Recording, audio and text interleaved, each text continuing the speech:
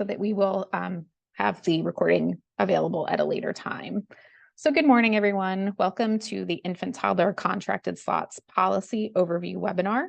Again, please note that this is being recorded, and a copy of the recorded webinar will be added to the Infant Toddler Contracted Slots webpage so that it is available for you to view later or share it with anybody else that was not able to make it to the live webinar today. I am Megan Penson. I'm the Assistant Director of Early Childhood Education Programs at the Pennsylvania Key. I'm joined today by Dana Moser, the Infant Toddler Coordinator at the Pennsylvania Key. So the two of us are primarily responsible for monitoring our Infant Toddler Contracted Slots programs between the two of us. We're also joined by Danielle Ola, who is a program representative with the Bureau of ELRC Operations, and she is the Infant Toddler Contracted Slots lead at OCTEL. We're also joined by Deb Wise, Division Chief, the Bureau of Policy and Professional Development. And then we also do have some ELRC staff that are joining us to be able to provide some comments on the policy from an ELRC perspective and answer any questions that might come up. So we're joined by Kelly Enoch, Subsidy Case Manager at ELRC 4, Janine Moser, Administrator for ELRC 17, and Julie Klein-Gunther, Assistant Administrator at ELRC 17. So again, if you have not had the chance to do so, please enter your name and your program in the chat. Dana will continue to monitor the chat throughout the meeting, but we do want to have a record of your name and program in there as well. Throughout the webinar, you'll have the opportunity to ask questions. Please remember to remain muted during the webinar and enter all questions through the chat box. That allows us to keep a record of the questions and make sure that we are answering them.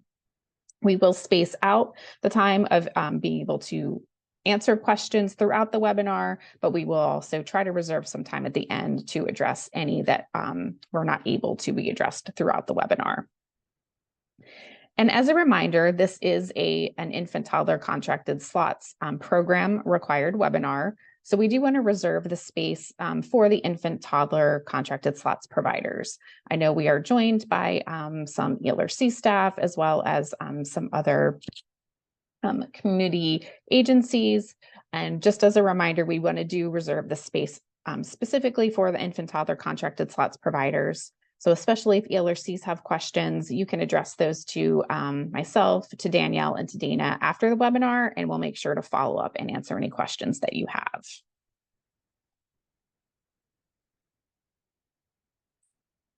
Okay, so this is our agenda for the morning, and you can see that these are the policies that we will be covering during the webinar today. So these are all effective as of July 1st, 2023 in the updated version of the Infant Toddler Contracted Slots policy document, which is listed on the Infant Toddler Contracted Slots webpage.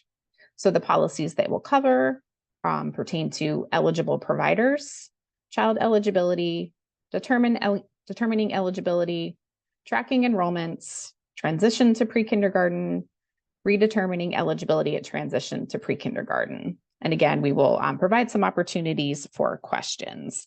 Dana will be monitoring the chat box and tracking those questions for us as we go. So she'll be able to guide that process as we go through the slides. Okay, so the first policy statement that we're going to cover is eligible providers.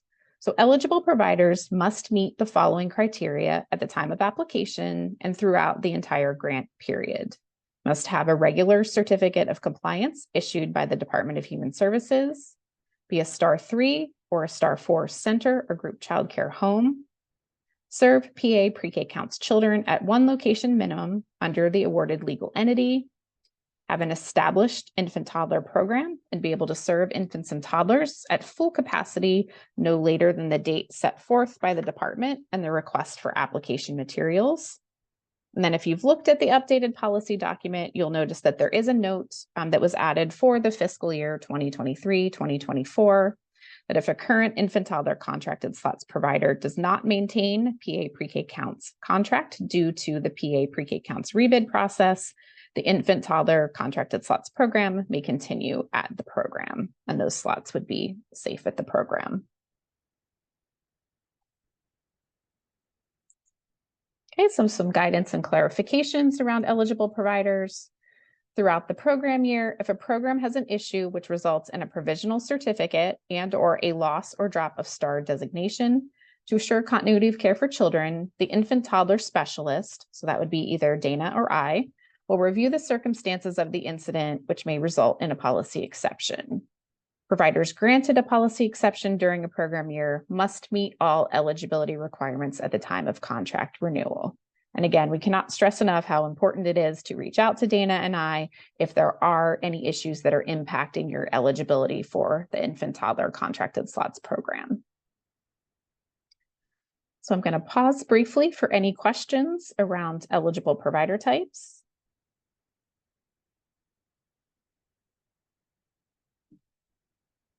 Megan, just for everyone's reference, in the chat, I put the link to the PAKey website with all the infant toddler contracted slots programs information. So all of their forms can be found there. Thanks, Dana.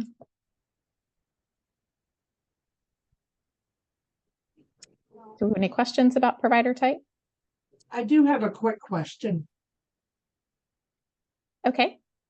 If we move and we end up with a provisional license, because they do that for like 6 months, does that change our ability to do the infant toddler program? So Cindy, first of all, that is a question that an issue that you would want to reach out to your specialist for. So in this case, letting Dana know about that process. And then we, again, that would be based on those individual circumstances that we would need to take into consideration and potentially take to our steering team. Thank you. Are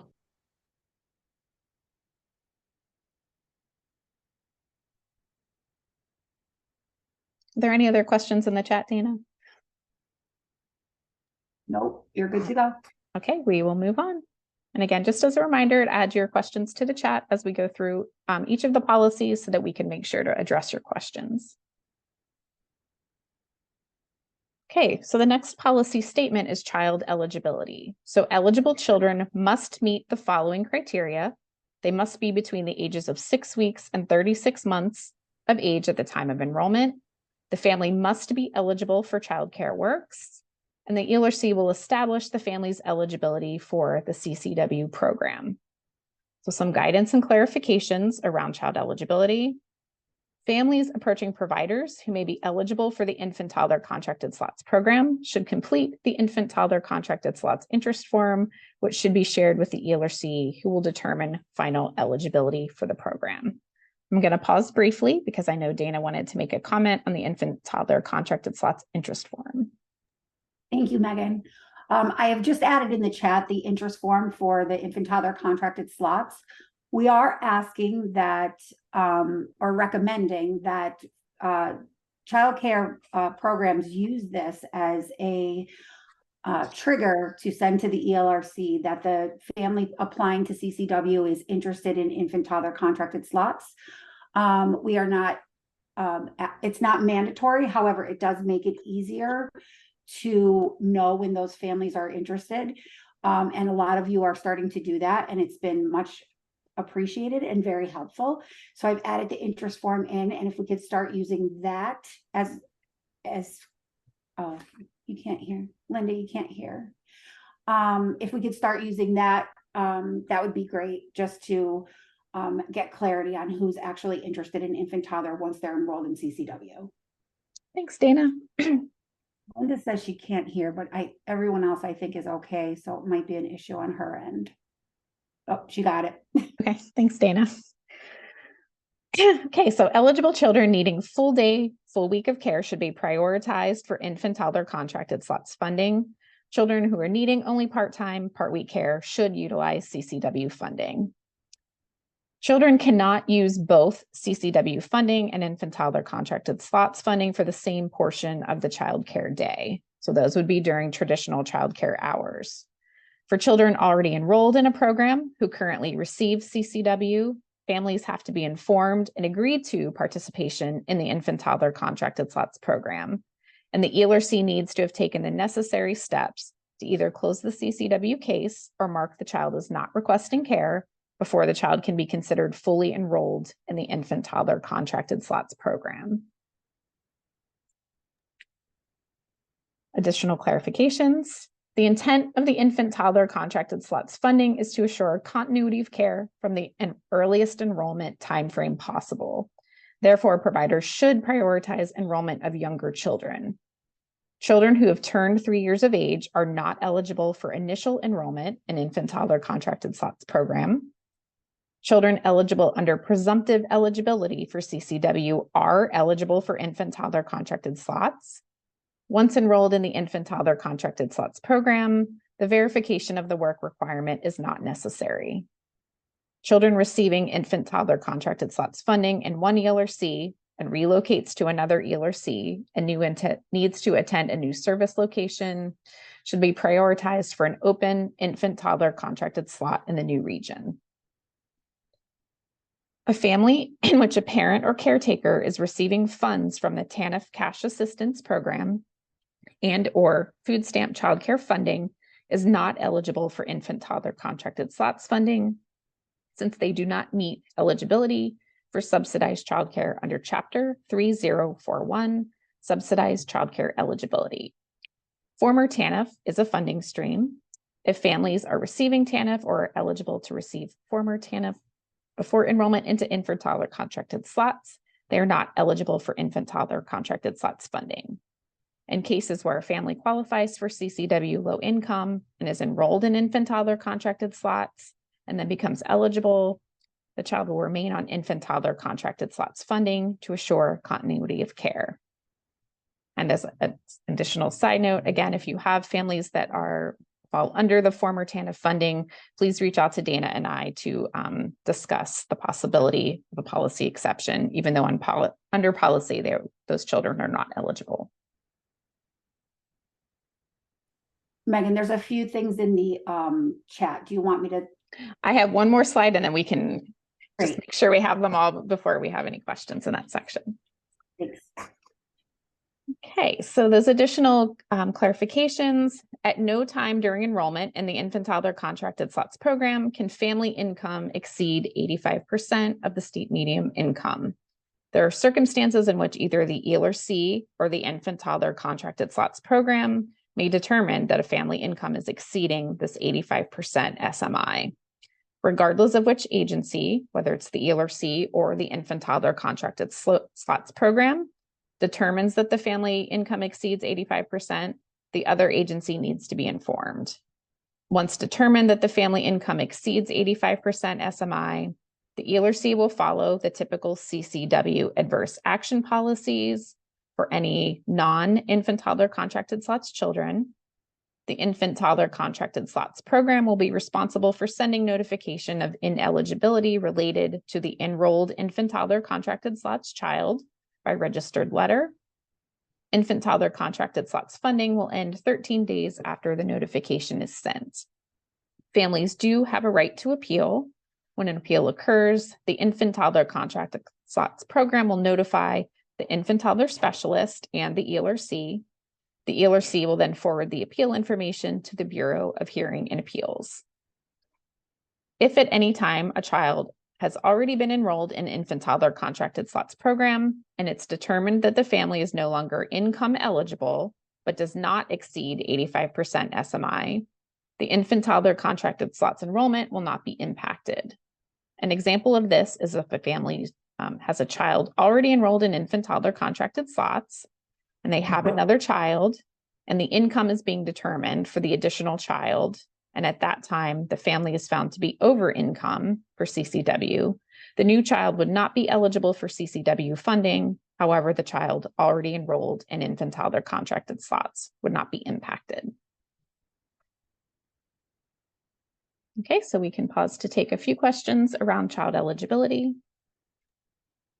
So I have a few questions. Just the first question was, can the PowerPoint be shared? Just as a reminder, the PowerPoint is driven directly from the policies document. So I did go ahead and put the policy document in the chat for you. It was updated July 1st with any changes, and they will be marked in red. Thanks, Dana. And yes, we will post the slide deck along with the recording. Even though, as Dana mentioned, it is language that is derived from the policy document. The next question is, what does presumptive eligibility mean? So I'm not sure if an ELRC representative would like to take that. Yeah, either Kelly or Julie or Janine, would you be able to answer that question for everyone on the webinar? This is Julie Kleingunther. I can answer that question. For presumptive eligibility, there are circumstances where the ELRC might make a family eligible for a 92-day period, even if the family is not meeting the full CCW eligibility requirements. So this is not something that would need to be determined at the provider level. This is something that would be determined at the ELRC level. But as an example, if a family is homeless and they disclose and verify that to the ELRC, they complete a homeless waiver and they're not meeting the work hour requirement, the ELRC has the ability to make that family CCW eligible for a period of 92 days. And then at the end of 92 days is where we do a review on the family to see if they're meeting full eligibility criteria.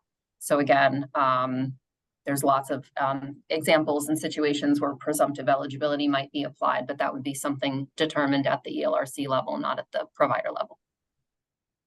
Thanks, Julie. The next question is, how do we know what the 85% is?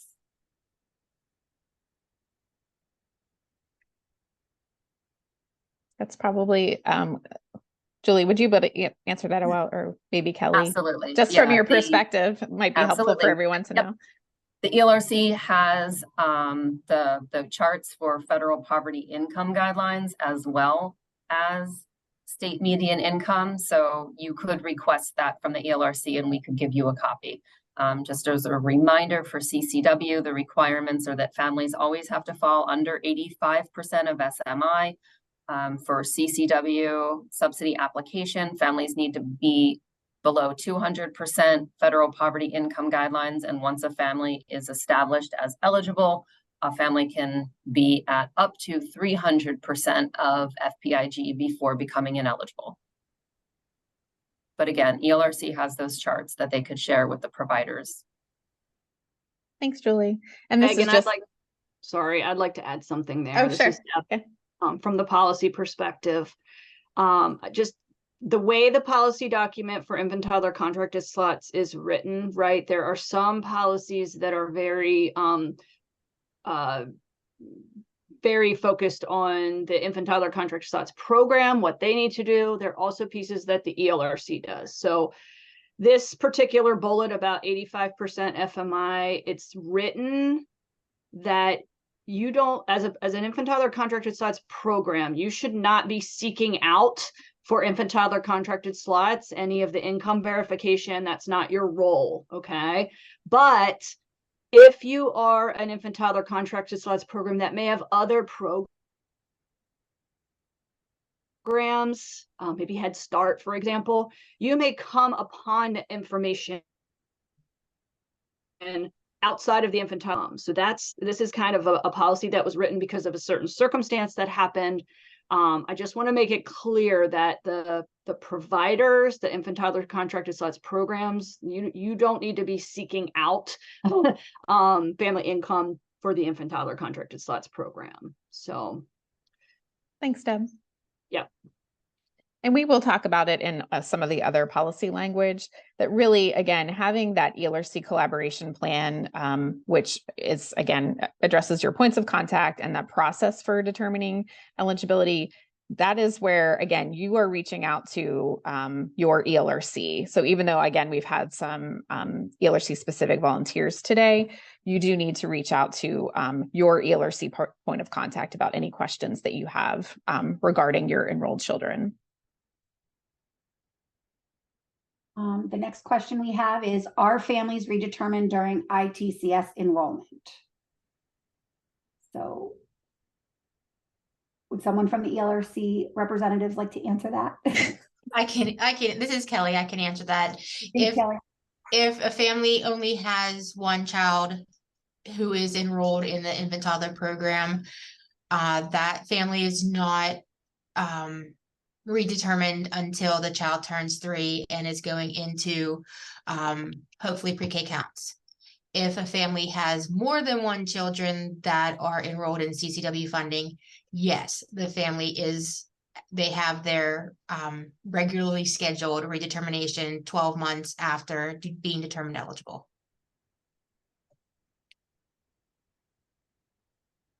Thanks, Kelly. Let's see. That was the same one. How long should the process typically take from the time that the family contacts the ELRC about the interest in the ITCS program until they are determined eligible and able to enroll at the child care center? That honestly depends on if the child is already enrolled with the ELRC. If they have funding, it could be a really quick turnaround. If the family has not applied to the ELRC, it could take as long as, up to 30 days for the parent to return the information that we need to process the application.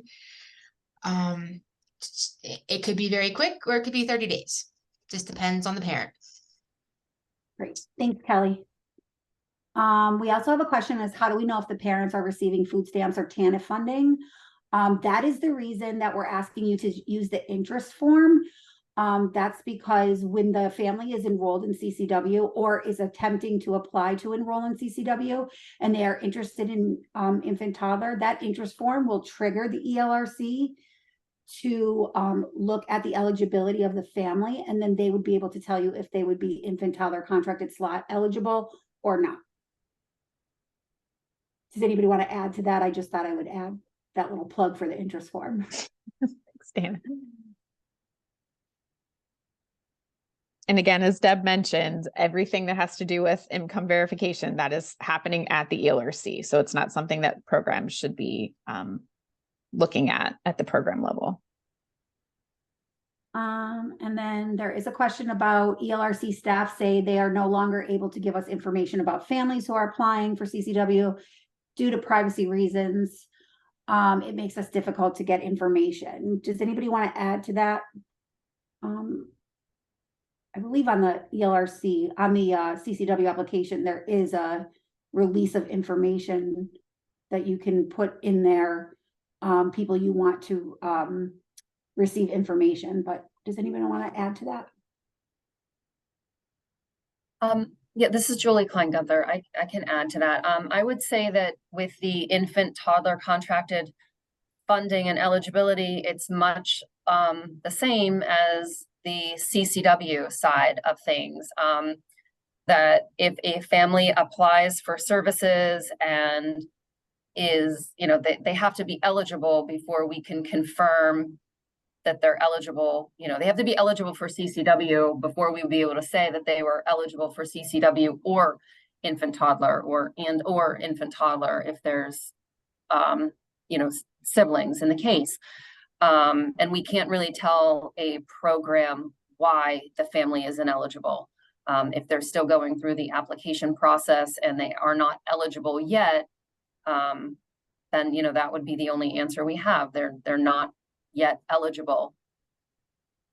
But once they are eligible and funding is available, then I feel like those conversations should be starting as far as, is this family interested and eligible for CCW or infant toddler funding or a mix of both with siblings?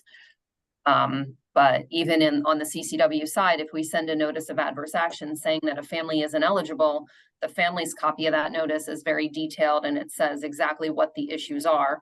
The provider's version of that notice is simply, this family isn't eligible and here's the end date. So we, from my perspective, from the ELRC, we do try to be open about whether or not a family is eligible for funding, but we can't always give the exact specific details as to why. Thanks, Julie. I think there's like 2 more questions. If a family loses their CCW funding for older siblings, would that impact the infant or toddler enrolled or wishing to be enrolled in the infant toddler contracted slots program? I can take that question, Dana. So, and again, that the language is really spelled out in the policy document itself. So as long as the family is, and it's really that last bullet point on that's currently on the screen. So if the child has been enrolled in infant toddler contracted slots and the family is no longer eligible for CCW, but does not exceed the 85% SMI, that infant toddler contracted slot enrollment is not impacted, meaning that child can stay enrolled in infant toddler contracted slots funding until they are age eligible to transition to pre-K counts. And again, if you have questions about those individual circumstances, that's where you would reach out to the ELRC and or your infant toddler specialist for clarification. And just one last question. What happens if a family chooses suspended care for the summer? And I'm not sure, Jen, if you could elaborate, but do you mean that the infant toddler is also asking for suspended care, or the other children in the family? So there are 2 children in the family, Dana. This is the new child I just applied for. And it just dawned on me this morning that mom works for a school district, she always suspends her CCW for the summer for the older child. And I don't know how that would affect, what would I do with the younger sibling? Is that sibling still eligible, not eligible? Yes. So the infant toddler contracted slot sibling would be eligible, because once they're enrolled in CCW and then approved for infant toddler contracted slots, we don't redetermine that child, meaning the child in the infant toddler contracted slots, until they're ready to transition out. So But sorry, Dana. I was just going to add, but the expectation is that child would need to attend care in the summer because it is a full year program. Okay. That's where I was going. Thank you, Dana. And that's it for, that's all I see. I answered the other one. Okay, thank you, Dana. I'm going to move on to the next policy, which is determining eligibility, which again is very closely related to this policy, so we may not have as many questions. Okay, so again, with determining eligibility, that again, as we've mentioned already this morning, the ELRC will establish the family's eligibility for the CCW program. There will be a communication and collaboration plan in place between the ELRC and the contracted provider to manage referrals to and determining eligibility for infant toddler contracted slots funding. So again, that is something that Dana and I do look at during that monitoring process. And it is vitally important that you keep that updated because it is for everyone at the program, as well as the ELRC, to understand the process and who needs to be involved in decisions around eligibility. So guidance and clarifications.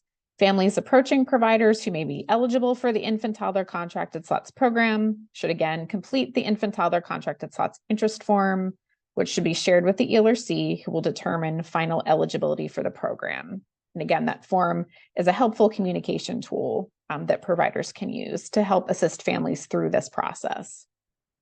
Once the eligibility process is complete and the child's enrollment into infant toddler contracted slots program is secured at the program level, the ELRC will retain the original application date and close the case if the infant toddler is the only child in the family who needs care, or mark the child as not requesting care in a family that has other children who need subsidy services.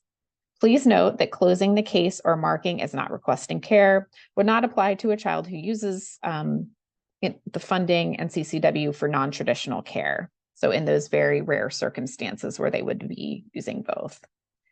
The ELRC will help providers recruit children by contacting parents with infants and toddlers on the wait list. And the ELRC will provide verification of CCW eligibility to the provider in a form that can be maintained in the child's provider or file at the provider. The enrollment data template, which again is something that is available on the webpage, may be used for this purpose. And as you know, for monitoring, we do have been working with providers around documentation of eligibility. And again, we do accept that in a variety of formats.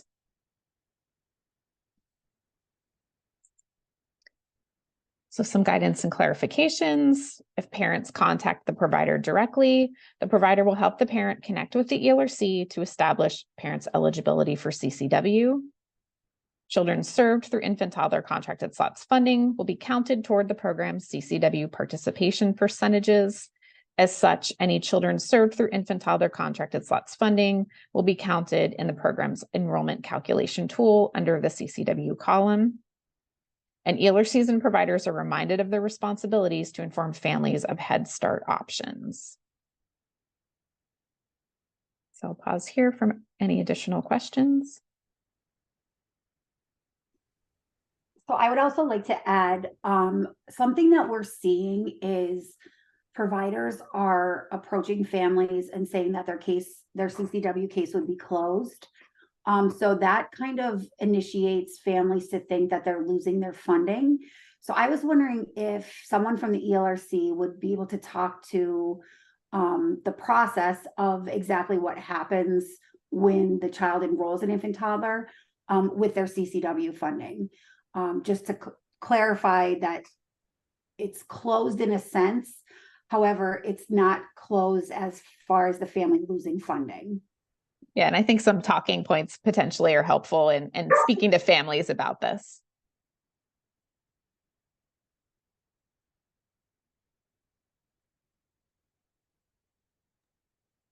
So when a family, this is Kelly Enoch, by the way, when a family is enrolled in infant toddler with a provider and they are the only child, the case is technically closed since we are tracking attendance and paying outside of Pelican.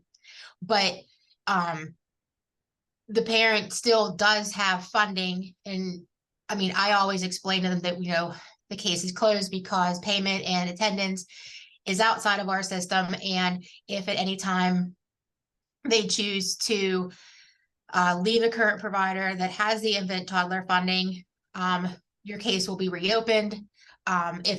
If there is a waiting list for funds, you will be on the prioritized waiting list. You still have funding. You don't have to reapply.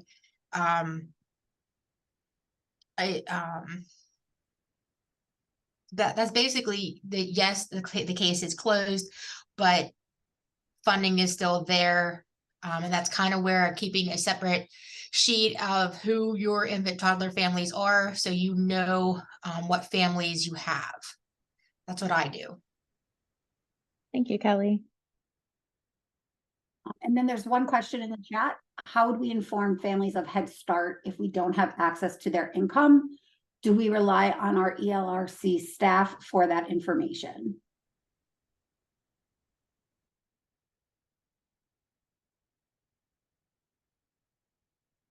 And Dana, I can address the first part of that question. And again, that we do have policy around early Head Start and collaboration with early Head Start. So it is the program's responsibility to inform families of those options without necessarily knowing what their income is. So you would want to be, again, providing that information to any that family that is coming into the program. And then I'm not sure if either Julie or Kelly might have an additional comment around from the ELRC perspective. This is Julie Kleingether. I was just going to add that I think within each ELRC region, hopefully there are strong relationships between the ELRC, the infant toddler providers, as well as whatever legal entity would oversee Head Start within that region. So I think it's more about informing families of options and referring them to the agency that would make that determination. I know specifically in Montgomery County, the Montgomery County Intermediate Unit has a lot of Head Start slots. So if a family was transitioning out of infant toddler and was no longer interested in pre-K counts, I think that that would be a conversation that the provider or the ELRC should have with the family to inform the family of other options in that region. I know even in like Philadelphia specifically, there's Philadelphia pre-K. So I think it's just being familiar with what resources and programs are available in the region to ensure that families are informed of their options and can apply for and reach out to programs that best meet that family's needs. Thank you, Julie. And Megan, there's just actually two more questions. So just a comment and a question is, I think part of the problem is the letter the family receives from the ELRC. It uses the word termination from the ELRC. Parents panic thinking they no longer have care, maybe a different wording or placing the phrase, "you are now participating in ITCS." So just a suggestion there. And then finally, if a child turns 3 and is waiting for the next school year for pre-K counts eligibility and new school year, if the child is Head Start eligible, should they be transitioned out of infant toddler contracted slots waiting period and then into Head Start whenever the 3rd birthday occurs? I think that's going to be dependent on the circumstances, because family choice is what drives the decision making around those pre-kindergarten options. So I think that would be dependent on the individual family in that case. But again, it is the role of our infant toddler contracted slots program to communicate about all of those options and those referrals to those programs for families. Thanks, Megan. That's all the questions we have right now, or comment. Okay, and I was just going to comment on the comment as well. And so even though there is particular language that is used, again, in either the eligibility notification or, other things that are communicated to families, it really is the program's role to help kind of translate that into language that the families understand. So again, when we're looking at the terminology of like termination of care, that is a place where you can help the family understand what that actually means for them in terms of their funding, and walk them through that process of what happens when, especially if they are looking to use subsidy once their children transition into pre-kindergarten setting using subsidy funding. Anything else before moving on? Actually, yes, one just popped in. Is there a flyer from the ELRC with eligibility guidelines and information that we can get? Oh, sorry, it just moved. That we can give to the families to see if they are eligible for CCW. Is that coming from an ELRC or a program? We do have an approved flyer that ELRCs can use to communicate with families around the infant toddler contracted slots programs within their ELRC. So you can reach out to us directly and we can forward that to you. And this is Deb. I just want to reiterate from that question, right? The ELRCs are the ones responsible for determining eligibility for CCW. So we, again, I understand the kind of desire to have information to kind of help families, but it can get somewhat confusing to families if a provider kind of has too much information. I'll just say that, right? We really just want you as providers saying, hey, this is a potential program. It does have eligibility requirements. If you have interest in it, complete the interest form. That goes to the ELRC and they will determine the final if you're eligible or not. Like, that's the explanation that kind of needs to happen with families from the provider level. We really don't want you talking about, oh, you make this amount, you're definitely eligible, right? We don't want that to happen because we want the ELRCs to determine that eligibility piece. Okay. Thanks, Deb.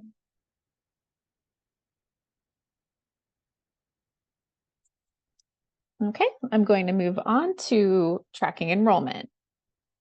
So all enrollments for infant toddler contracted slots will be tracked using the Pelican Early Learning Network ELN system for children funded through infant toddler contracted slots. The guidance and clarifications. A child, and I think this is the most important one, a child will not be counted by Octal as enrolled if the child is not entered into Pelican ELN. So that is what we use in terms of program monitoring to understand which children are enrolled in the program. So this is vitally important that those children are entered into Octal as soon as they start in the infant toddler contracted slots on that funding stream, and that any changes to that child's enrollment are also updated frequently. So providers should have Pelican ELN data entry up to date on the last day of the month in which a change in classroom information staffing information or child enrollment information occurs. The provider must update classroom information, including the school year, July 1st through June 30th annually, if there are changes there. Again, vitally important that that information is updated. We do use that information to look at enrollments and make decisions around enrollment data. So there are some resources to help with this. Providers should reference the new provider training guide to understand and gain access to and enter data in the Pelican ELN system. Providers should also reference Appendix A in the infant toddler contracted slots policy document for specifics on how to enter infant toddler contracted slots enrollment information into Pelican ELN. So those are the screenshots that are at the end of the infant toddler contracted slots policy document. So you can also ask your infant toddler specialist if you have questions. You also have access to the ELN help desk if you are having any technical issues with either entering children and dating children, setting up classrooms, or any of the staffing information. So I'll pause there to see if there are any questions around tracking enrollment.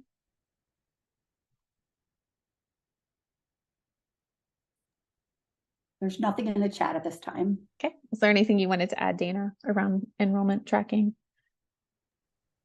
No, you covered it all. Thank you. Okay, so we will move on.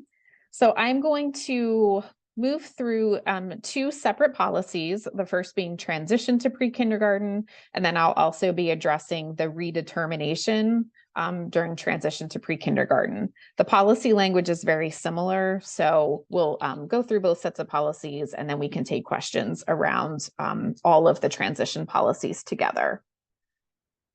So the first part of the transition policy is that providers must develop a transition plan for children aging out of the infant toddler contracted slots program.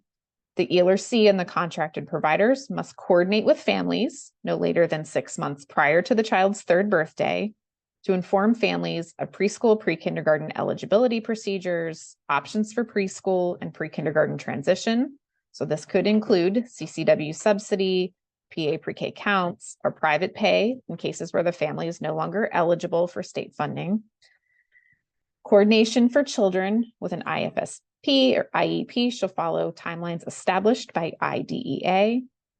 Then we have, again, guidance and clarifications. The transition plan shall be in writing and must be coordinated with the ELRC, again, for CCW preschool transition and the pre-K counts program. Again, this just reiterates that transition plans for children with an IFSP, IEP shall follow timelines established by IDEA. Eligibility will be reviewed or redetermined for a child receiving infant toddler contracted slots funding based upon the family's interest in using either CCW funding and or pre-K counts funding when the child becomes eligible for a pre-kindergarten slot. So some general guidance and clarifications. Families must be aware of eligibility requirements of both CCW provided through the ELRC and pre-K counts provided by the pre-K counts provider and the options for continuing care. And again, these are the times where you should be discussing this with families. At initial enrollment into the infant toddler contracted slots program, annually, at least 6 months prior to the child turning 3 years old, and in cases where a child turning 3 will not be eligible to attend PA pre-K counts due to their birth date falling after the kindergarten cutoff for their school district, and at least 6 weeks prior to eligibility for PA pre-K counts.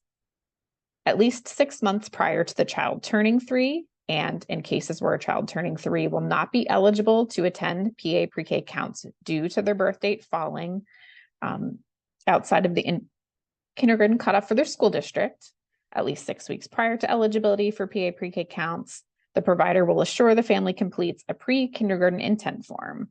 Completed forms should be shared with both the ELRC as well as the assigned infant toddler specialist. So either Dana and I. Okay, so we have some specific guidance around those choices for families. Or for families intending to use CCW funding only for pre-kindergarten, these would apply. For families intending to use only CCW funding for pre-kindergarten slot, providers will inform The ELRC will be responsible for determining the next steps for CCW eligibility. If the family already has other children utilizing CCW funding, the child transitioning from infant toddler contracted slots funding will be covered under the family's original eligibility for CCW funding. If the family does not have other children utilizing CCW funding and the child has been enrolled in infant toddler contracted slots for more than 12 months, redetermination packets for eligibility for CCW funding will be mailed to families at least 6 weeks prior to the child turning 3 years old. If the family does not have other children utilizing CCW funding and the child has been enrolled in infant toddler contracted slots for less than 12 months, the child will be considered eligible for CCW under their original application date and will be redetermined based upon that original application date. For children enrolled under presumptive eligibility, the work requirement must be met before returning to CCW funding. If the family is found eligible for CCW funding at 300% FPL, but at no time can the family income exceed the 85% SMI, as we already talked about, the child will be either enrolled if space is immediately available or should be placed on a prioritized waiting list. For CCW, an eligible child's original application date will be used to determine CCW placement.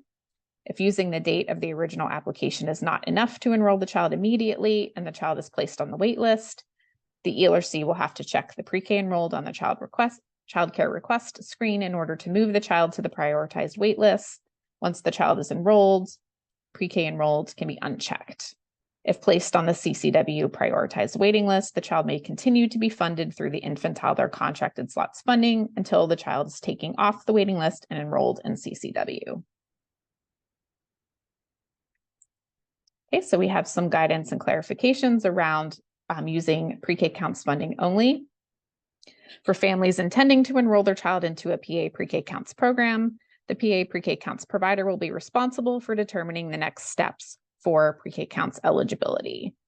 Pre-K counts providers will first verify whether or not the child is eligible for a pre-K count slot based on the child's birth date, the kindergarten cutoff school entry date, and the child's school district of residence. Providers are reminded that a child is eligible for only 2 years of pre-K counts funding and should be cognizant of the child's birth date in relation to the school district kindergarten cutoff date. If the child is eligible based on the child's birth date and kindergarten cutoff school entry date and the child's school district of residence to attend pre-K counts, and the pre-K counts provider will conduct income verification. Thank you. Verification and enrollment procedures following the pre-K counts program, typical recruitment and enrollment timelines associated with the program's pre-K counts school year start date. If the family is determined eligible for pre-K counts funding at 300% FPL, the child will either be enrolled if space is immediately available or should be placed on a waiting list. For pre-K counts, an eligible child who is transitioning off of infant toddler contracted slots funding should receive priority points in the pre-K counts enrollment process. If the child who is turning 3 does not meet the school district cutoff date, the child may remain on infant toddler contracted slots funding until the child is eligible to attend pre-K counts. In such cases, the program will assure the family completes a pre-kindergarten intent form at least 6 weeks prior to the child's eligibility for pre-K counts. And then some clarifications if they're using both pre-K counts and CCW funding. For families intending to use both pre-K counts and CCW funding, the child may remain on the infant toddler contracted slots funding while waiting enrollment in pre-K counts. In these cases, redetermination for CCW funding for wraparound care should occur at least 6 weeks prior to the start of the pre-K counts program. Children who remain eligible for CCW funding can be held and suspended until the start of pre-K counts program. Children who are found ineligible for CCW funding can remain on infant toddler contracted slots funding until the start of the pre-K counts program. When the child is eligible for either CCW or pre-K counts and is placed on a waiting list, the child may continue to be funded using infant toddler contracted slots funding until the child is taken off the waiting list and enrolled in either CCW or PKC. If the child is found not eligible for CCW funding or pre-K counts funding, when redetermination occurs, the child will no longer be funded by infant toddler contracted slots funding. ELRCs and providers are reminded of their responsibilities to inform families of the Head Start options. Okay, so I'm going to move right into that redetermination, redetermining eligibility policy for transition, because again, the language is very similar. Eligibility will be reviewed or redetermined for a child receiving infant-toddler contracted slots funding based upon the family's interest in using either CCW funding and or pre-K counts funding when the child becomes eligible for a pre-kindergarten slot. Some guidance and clarifications. Again, families must be aware of the eligibility requirements of both CCW provided through the ELRC and pre-K counts provided by the pre-K counts providers, and options for continuing care, at least at initial enrollment into infant-toddler contracted slots, annually 6 months prior to the child turning 3, and in cases where a child turning 3 will not be eligible to attend pre-K counts due to their birth date, falling after the cutoff for the school district. And it's 6 weeks prior to eligibility for pre-K counts. At least 6 months prior to the child turning 3, and in cases where the child turning 3 will not be eligible to attend pre-K counts due to their birth date, falling after that kindergarten cutoff for the school district, 6 weeks prior to eligibility for pre-K counts, the provider will assure the family completes the pre-kindergarten intent form. Completed forms should be shared with the ELRC as well as the assigned infant-toddler contracted slot specialist. Again, we have some clarifications specific to those funding types. For families intending to use CCW funding for a pre-kindergarten slot, providers will inform the ELRC, who will be responsible for determining next steps for CCW eligibility. Again, if the family already has other children utilizing CCW funding, the child transitioning from infant-toddler contracted slots funding will be covered under the family's original eligibility for CCW funding. If the family does not have other children utilizing CCW funding and the child has been enrolled in infant-toddler contracted slots for more than 12 months, redetermination packets for eligibility for CCW will be mailed to families at least 6 weeks prior to the child turning 3 years of age. If the family does not have other children utilizing CCW funding and the child has been enrolled in infant-toddler contracted slots for less than 12 months, the child will be considered eligible for CCW under their original application and will be redetermined based upon the original application date. For children enrolling under presumptive eligibility, the work requirement must be met before returning to CCW funding. If the family is found eligible for CCW funding at 300% FPL, but at no time can the family income exceed 85% SMI, the child will either be enrolled if space is immediately available or should be placed on a prioritized waiting list for CCW, and an eligible child's original application date will be used to determine CCW placement. If using the date of the original application is not enough to enroll the child immediately and the child is placed on the wait list, the ELRC will have to check the pre-K enrolled on the child care request screen in order to move the child to the prioritized wait list. Once the child is enrolled, pre-K enrolled can be unchecked. If placed on the CCW prioritized waiting list, the child may continue to be funded through infant-toddler contracted slots until the child is taken off the waiting list and enrolled in CCW. Okay, so again, determining eligibility for PKC only. For families intending to enroll the child into pre-K counts program, the pre-K counts provider will be responsible for determining the next steps for pre-K counts eligibility. Providers will first verify whether or not the child is eligible for a pre-K count slot based on the child's birth date and the kindergarten cutoff school entry date and the child's school district of residence. Providers are reminded that a child is only eligible for only 2 years of pre-K counts funding and should be cognizant of the child's birth date in relation to the school district kindergarten cutoff date. If the child is eligible based on the child's birth date and the kindergarten cutoff school entry date and the child's school district of residence to attend pre-K counts, the pre-K counts provider will conduct income verification and enrollment procedures following the pre-K counts typical recruitment and enrollment timelines associated with the program's pre-K counts school year start date. If the family is determined eligible for pre-K counts funding at 300% FPL, the child will either be enrolled if space is immediately available or should be placed on a waiting list. For pre-K counts, an eligible child who is transitioning off of infant-toddler contracted slots should receive priority points in the pre-K counts enrollment process. If the child who is turning 3 does not meet the school district kindergarten cutoff date, the child may remain on infant-toddler contracted slots funding until the child is eligible to attend pre-K counts. In such cases, the program will assure the family completes a pre-kindergarten intent form again at least 6 weeks prior to the child's eligibility for pre-K counts. Okay, and a set of clarifications for those families using both pre-K counts funding and CCW funding. For families intending to use both pre-K counts and CCW funding, the child may remain on the infant toddler contracted slots funding while awaiting enrollment in pre-K counts. In these cases, redetermination for CCW funding for wraparound should occur at least 6 weeks prior to the start of pre-K counts program. Children who remain eligible for CCW funding can be held and suspended until the start of the pre-K counts program. Children who are found ineligible for CCW funding can remain on infant toddler contracted slots funding until the start of the pre-K counts program. When the child is eligible for either CCW or PKC and is placed on a waiting list, the child may continue to be funding using infant toddler contracted slots funding until the child is taken off the waiting list and enrolled in either CCW or pre-K counts. If the child is found not eligible for CCW funding or pre-K counts funding when redetermination occurs, the child will no longer be funded by infant toddler contracted slots funding. Okay, I'm going to pause there to see if we have questions. Megan, there is one question from an ELRC. It's from Nicole. She said, I thought it was agreed to have the redetermination come due with the school year flip. Do you want me to answer that, or do you want to? Sure, go ahead. So Nicole, every ELRC does it different. It's fine to use the school age flip. However, it just has to be at least 6 weeks prior to the child entering into pre-K counts. So if that works for you, that's fine. It's just that 6 week mark has to be met.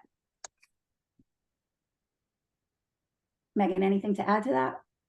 I don't think so. That Are was any the only- additional? No more questions? Okay. And Julie, I know we had talked about, you wanted to share a few thoughts about the importance of communication with the ELRCs around the redetermination at transition. Sure. Thank you, Megan. I just want to make sure that everybody is aware. It's really important that families are informed that they do not need to reapply for CCW, that it will be a redetermination, not a new application. And then I just wanted to stress the importance from the ELRC's perspective of getting the pre-K intent forms in a timely manner. If we're working with a child that turns 3 in November, if the transition plan is CCW only, that redetermination needs to be mailed out at least 6 weeks prior to that November birth date. If the transition plan is pre-K counts with the CCW wraparound care, then that CCW redetermination isn't due until summer of 2024, ahead of pre-K counts starting. So the transition plan has significant impacts on the timeframes that the ELRC needs to follow. So that's one point that I wanted to mention. And then also, I think it's really important that communication to the family is consistent. In my experience, sometimes there's a disconnect where my point of contact at the program level understands the infant toddler policies, but it might not be that individual who is actually completing the intent form with the family. The intent form with the family might be completed by a teacher or a director at the location who, sometimes there's a difference in understanding the infant toddler policies. So I would just stress the importance of making sure that the family is informed of the options for transitions, the implications for whatever option they choose, and that the ELRC and the provider is on the same page regarding the transition plan so that we can best support families. Because I think at the end of the day, what we all want is seamless transitions for the families so that the funding is consistent and the program, the child being in care is consistent. So thanks, Megan. Thank you, Julie. Megan, I just also want to add, I added the updated pre-K intent form to the chat. Everyone should be using that as of July 1. Yep, and I will be showing it in just a minute, unless we have any additional questions. Nothing else in the chat. Okay. So I am going to open it. So here's the link to get to the pre-K intent form.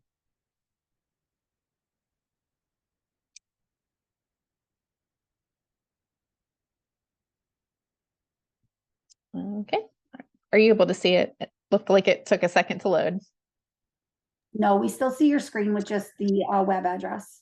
Okay, so give me just a second to, I'm going to stop sharing my screen and I will just share the PDF version of it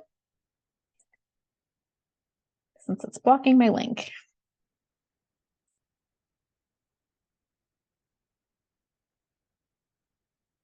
Are you able to see it? Yep. Are you able to see it fully on the screen? So not the full Okay. document. There we go. How about now? Yep, that's good. Okay, so I'm not going to spend a lot of time because again, this really is what we have used in the past. We just did add some additional language, as all of you know.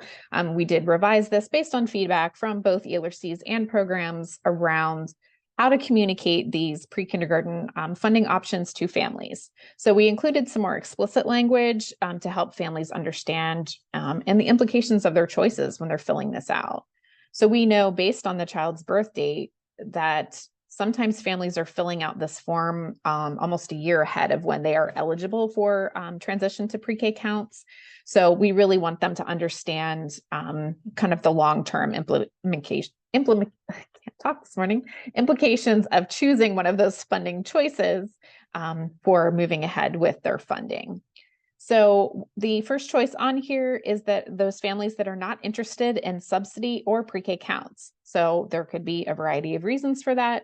One of them could be that they're no longer income eligible and they know that ahead of time, or they're just not interested in either of those funding choices. So in that case, again, we included the language that the family would be initialing this to indicate that they understand that in this case, the child would transition off of infant toddler contracted slots funding on or around the child's 3rd birthday. If they're selecting the second option, which they're only interested in childcare subsidy, again, that eligibility will be redetermined by the ELRC. The ELRC will have a copy of this form. They understand the timeline of when that needs to happen for this particular family. And again, the explicit language is here that the family understands that if they're choosing childcare subsidy as their funding for pre-kindergarten, that the child would transition off of infant toddler contracted slots funding on or around that child's 3rd birthday, not when they would potentially be transitioning to another classroom. Sometimes it will, but sometimes it won't. So it is going to be dependent on that child's birth date. Again, we have those 2 pre-K counts options. So they're either choosing pre-K counts only. In this case, again, we included the language so that families understand that if they're interested in pre-K counts, that their children are eligible to remain on infant toddler contracted slots funding until they are age eligible for pre-K counts. So we also included language for the estimated pre-K count start date, because we know sometimes when families are completing this, they might be eligible for the next immediate pre-K counts year, or based on that kindergarten cutoff date, it might be that following year that the child is eligible for pre-K counts. So again, this is meant to be used as a template where you can add the information that is specific to your program and when that anticipated start date would be. If they are choosing that they are interested in both subsidy and pre-K counts, again, we have the information around that estimated pre-K count start date and the timeline for filling out that redetermination for subsidy for wraparound care. So again, we just wanted to make that explicit for families so that they understand the implication of those choices. We've also included another section, so this could kind of capture information around maybe something that is not listed on this form. So maybe a transition to Head Start or another program type. And really that is a signal to both the ELRC and to the infant toddler specialist that once that child transitions out of infant toddler contracted slots, that they might be transitioning into another program type that we wouldn't ordinarily capture through our data. So that can be helpful here. We did include, again, the original policy stated that families would be filling out this form again 6 weeks prior to pre-K counts if they were choosing pre-K counts as an option. But we did include it here that you can review the same form with families and just have them sign it a second time, indicating that they haven't made any changes in their choices. We've also included, again, the parent and guardian contact information. This was a special request of the ELRCs so that they would be able to reach out to the families directly in cases where the child has been enrolled for a long time and there might be changes to phone numbers, addresses, or email addresses. Is there anything else you want to add, Dana, around the pre-K intent form? No, I think you covered it. This is just really what drives that continuity of care for the families. So it's very important that it is followed. Before we take any questions, I know, Kelly, you had some additional comments on the importance of the pre-K intent form and that timeline for completing those and sending to the ELRC. Right. I just can't stress enough that, you know, the ELRC do need to know whether the family wants funding through CCW and pre-K counts or is not interested in anything. I mean, we can even call the parent and talk with them and make sure they understand, you know, what their choice is meaning for their family. But it is extremely important that we get this so we know how to help the families and make sure that, you know, they need the care that they need and that they get it. If we don't receive these, we don't know which way the family is going, and it makes the us getting their funding a little bit more difficult, especially when pre-K counts is starting and then, you know, the family doesn't have the funds. It's important that we get these completed, and if you can capture any new information on the parent with the address and information below, that is great. That helps us out because basically when a family enrolls with the infant toddler, unless they have a change that they remember to contact the ELRC, we really don't hear from them. So if you can capture any new addresses or phone numbers, that's our main form of communication with the parent because we don't see them every day. And that just helps us get their redetermination to the correct address. And if the ELRC does courtesy calls, having that correct phone number or email address is great as well. Thank you, Kelly. And I just wanted to add to that as well is, and we know how busy it is day to day, you know, in terms of managing classrooms and managing programs, but it is really ideal when you're able to sit down with a family and talk through these options and ensure that they understand what this means for them. I know it's sometimes really difficult to track families down as they're coming in and out of the program. And sometimes they're just kind of checking and signing it because they know that they need to fill it out, but they're not really spending the time to do that. So we do encourage you as much as possible to, you know, to have a transition meeting with those families so that you can fully explain what these options mean for them and answer any questions that they might have.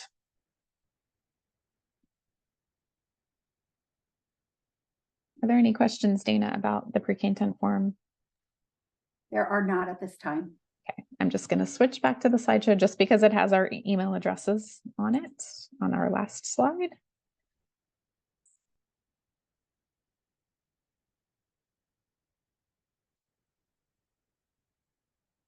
Are you able to see that? Okay, thanks. Yes. Okay, we do have a little bit of time left. Are there any questions about any of these policies?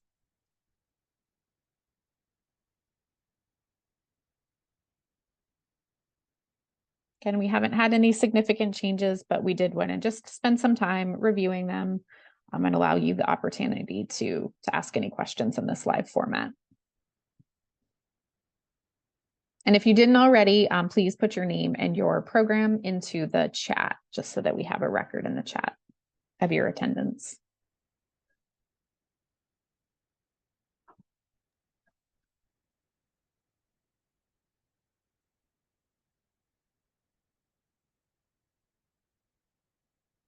I'll just leave a minute in case we have any final questions.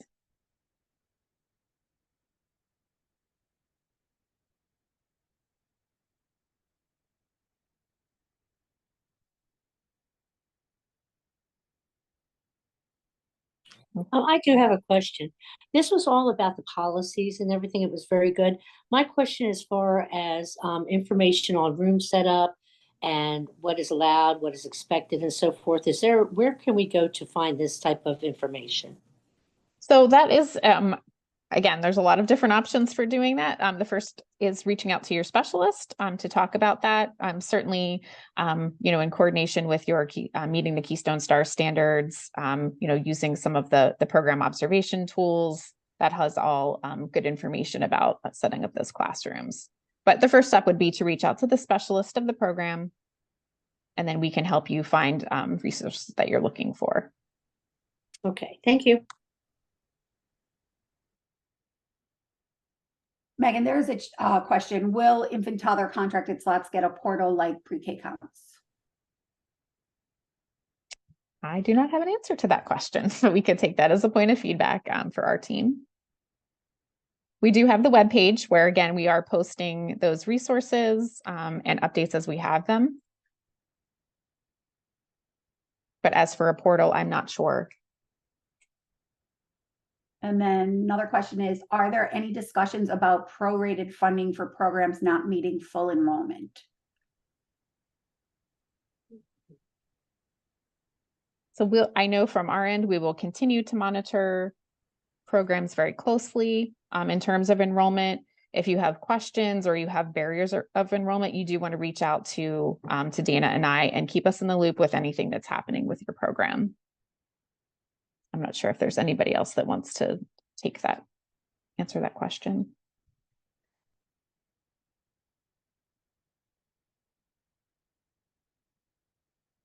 Again, your first point of communication is going to be with your specialist. So reaching out to Dana and I, that would be your first point of contact, and then we can continue to monitor that.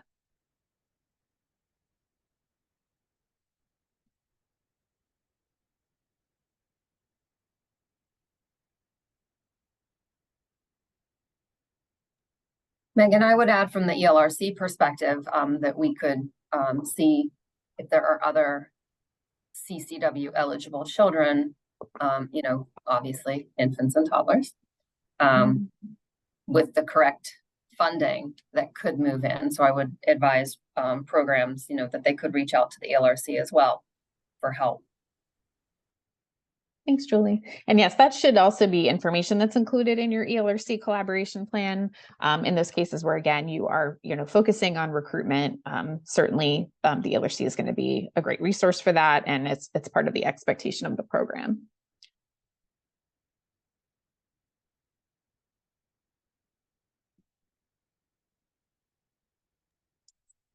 Anything else, Dana? Nothing else at this time. Okay, well, I want to thank all of you for joining us today. Special thanks to Dana for monitoring the chat and answering questions, as well as Julie and Kelly and Deb. Thank you for sharing your input with us as well. Again, if you have specific questions, our contact information is listed here. We will work on getting the recording and the slide deck up on the webpage, so it is there for a resource.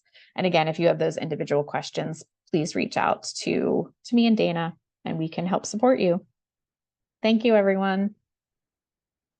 Thank you, everyone.